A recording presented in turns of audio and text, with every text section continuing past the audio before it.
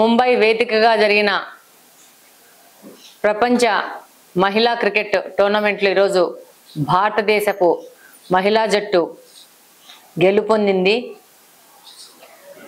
భారతదేశంలోని ప్రజలందరూ ఎదురు చూస్తూ ఎంతో ఉత్సాహంగా వీక్షించారు. మన భారతదేశ జట్టు ఈ యొక్క మహిళా ప్రపంచ క్రికెట్లో గెలవడంకు శుభాకాంక్షలు తెలియజేస్తా ఉన్నాను. వారు అద్వితీయ ప్రతిభతో విజయ దుందుబి మోగించారు. ఈరోజు దక్షిణాఫ్రికా బౌలర్లపై 298 స్కోర్ చేసి వాళ్ళకి టార్గెట్ ఇచ్చి వాళ్ళకి వణుకు పుట్టించారు. అదేవిధంగా మన మహిళా బౌలర్లు కూడా అద్భుతమైన ప్రతిభను ప్రదర్శించి ఈ యొక్క మ్యాచ్ను ఉత్కంఠభరితంగా ముందుకు సాగినది. ఈరోజు భారతదేశము అలాగనే శ్రీలంక ఆతిథ్యం వహించిన ఈ యొక్క క్రికెట్ మ్యాచ్ ఫైనల్స్ ముంబై నగరంలో జరిగి అందులో మన గడ్డపై మన మహిళలు విజయం సాధించడం అనేది హర్షించాల్సిన విషయము. దాదాపు మొదటి విజయం ఇది. మహిళా క్రికెట్లో వరల్డ్ మ్యాచ్లో మొదటి విజయం మన మహిళలు సాధించుకున్నారు. ఈరోజు మహిళలకి మోడీ గారు కానీ అలాగనే మన నాయకుడు నారా చంద్రబాబు నాయుడు గారు కానీ అత్యంత ప్రోత్సాహకాలు ప్రదర్శిస్తూ ముందుకు తీసుకెళ్తా ఉన్నారు. దానికి వచ్చిన ఫలితమే ఈరోజు వరల్డ్ కప్ మన భారతదేశ జట్టు గెలవడము.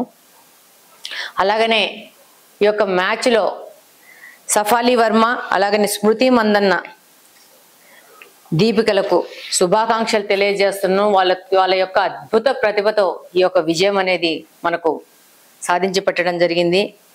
అలాగనే అద్భుత ప్రదర్శన చేసిన జమీమ్ కూడా శుభాకాంక్షలు తెలియజేసుకుంటున్నాను. అలాగనే మన తెలుగు బిడ్డ 21 సంవత్సరాల నల్లపురెడ్డి శ్రీచరణి రెడ్డి కడప జిల్లా నుంచి ఈ యొక్క క్రికెట్ మ్యాచ్ ఆడడము, అందులో దక్షిణాఫ్రికా ప్లేయర్లను తన బౌలింగ్ ద్వారా కట్టడి చేస్తూ ఈ యొక్క విజయానికి కారణమయ్యారు. తనకు కూడా శుభాకాంక్షలు తెలియజేసుకుంటున్నాను. శ్రీచరణి మన రాష్ట్రానికి అలాగనే కడప జిల్లాకు పేరు ప్రతిష్టలు తీసుకొచ్చింది. ఈరోజు ప్రతి ఒక్కరూ కడప వైపు చూస్తున్నారు. ఎవరి శ్రీచరణి అంటే శ్రీచరణి ఫ్రమ్ కడప అని. ఇదే మన కడప స్టేడియంలో ప్రాక్టీస్ చేసి ఇంత స్థాయికి చేరుకున్నారు శ్రీచరణి. తను కల్లమల్ల ప్రాంతం నుంచి, కల్లమల్ల ప్రాంతం అంటే దేనికి ఫేమస్ తెలుసా? ఫస్ట్ శాసనం పుట్టింది అక్కడ. ఆ ప్రాంతం నుంచి తెలుగు శాసనం పుట్టింది. ఆ ప్రాంతం నుంచి వచ్చిన అమ్మాయి ఫాదరు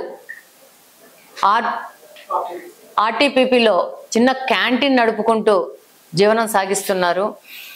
2 అక్క చెల్లెళ్ళు, ఇద్దరిని ఆడపిల్లలైనా మంచిగా ప్రోత్సహించి శ్రీచరణి నేను స్పోర్ట్స్ వైపు వెళ్తానంటే ప్రోత్సహించే అమ్మాయికి ముందుకు తీసుకెళ్ళినందుకు వాళ్ళ తల్లిదండ్రులకు కృతజ్ఞతలు తెలియజేసుకుంటూ శుభాకాంక్షలు తెలియజేస్తున్నాను.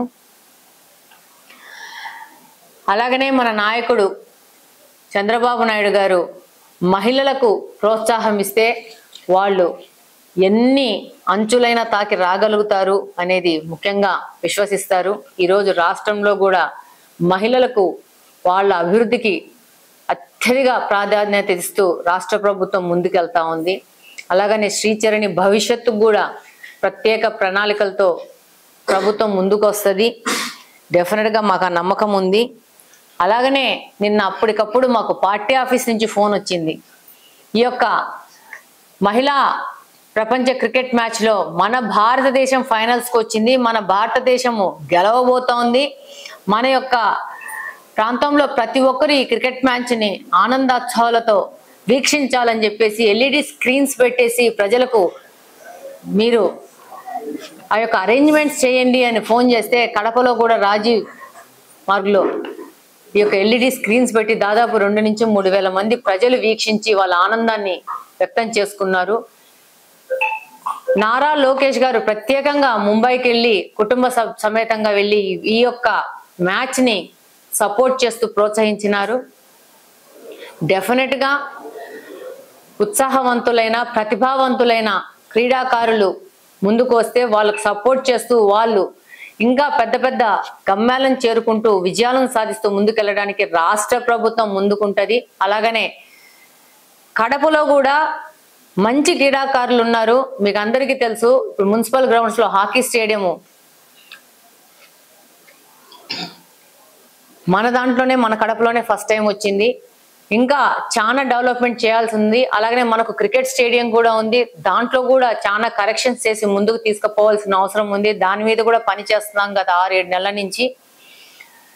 ఎవరైనా కానీ కడప నుంచి ఉత్సాహవంతమైన క్రీడాకారులు ముందుకొస్తే వాళ్ళకు సరైన అవకాశాలు సలహాలు ఇస్తూ ప్రోత్సహిస్తూ ముందుకు తీసుకెళ్లేదానికి రాష్ట్ర ప్రభుత్వం గాని కడప ఎమ్మెల్యేగా ఇక్కడ నేను గాని సిద్ధంగా ఉన్నాము. మరొకసారి ఈ మహిళా క్రికెట్ టీం కి శుభాకాంక్షలు తెలియజేసుకుంటూ ధన్యవాదాలు తెలియజేసుకుంటున్నాను. Thank you.